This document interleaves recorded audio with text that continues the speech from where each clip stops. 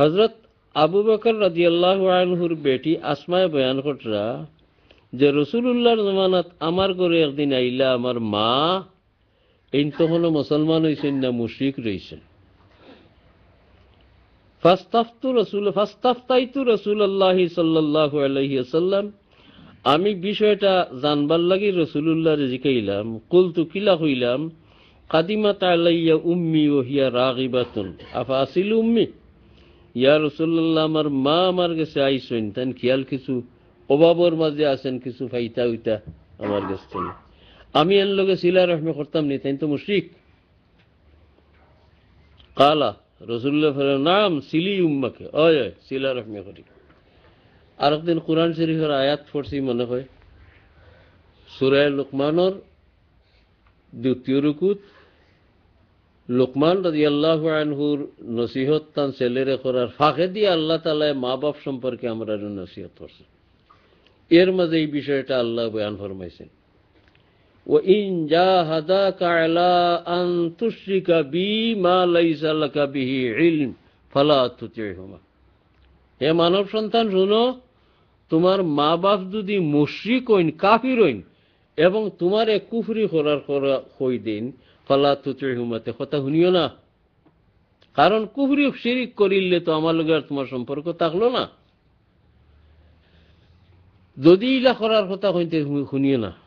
তবে একটা কথা, তোমারে বুড়া কাম করার কথা, শিরিক কুফর করার কথা কইলে নিশ্চয় তোমার মন খারাপ হইব। তোমারে সতর্ক করে দিয়ে সাহিবহুমা ফিদ দুনিয়া মায়রুফা, তারা শিরিক কুফরি করলে আমার কাছে আটকাইল থাকবা, জবাব দিবা। এই কারণে তুমি তোমার মা এবং বাপ কাফির হইলেও এরা লোকের ব্যবহার বাদ করতে পারো। সুবহানাল্লাহ।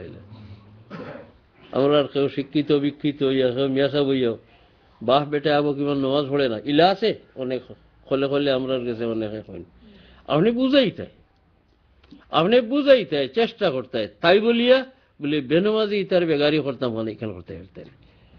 আল্লাহর কাছে বেআমল বেঈমান হইলে তার জবাব দেখি আল্লাহর কাছে করবো। আপনি বুঝাইতে, কারণ যদি ইমান না দুজখ যাইব, আপনার দুঃখ লাগা দরকার যে মানুষটা দুজখ যাইব ইমান আনে না। আমিও তো সাহায্য করতাম পারতাম না।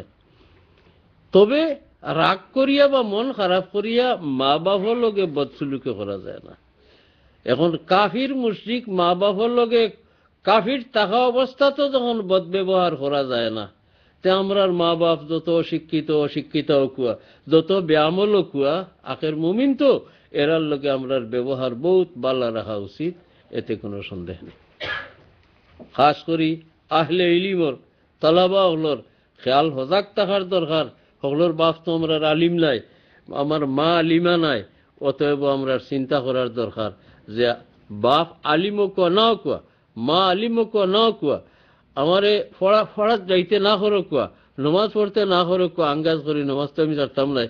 তবে এই কারণে বিরক্ত হইয়া তান লোকে ব্যবহারটা আমার বাদ হইত না।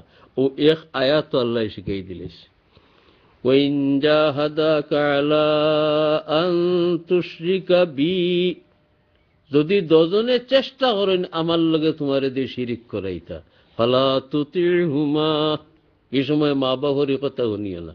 তবে ওয়াসাহিবুহুমা ফিদ দুনিয়া মা'রুফা, দুনিয়ার যে দস্তুর সন্তানে মা বাবার লগে ব্যবহার করার, মা বাবার লগে তুমি দুনিয়াদারি ব্যাপারে ব্যবহার করতে সন্তান সুলভ ব্যবহার করাই লাগবে তোমার। ও হাদিস শরীফে আমরা কথা শিখলাম।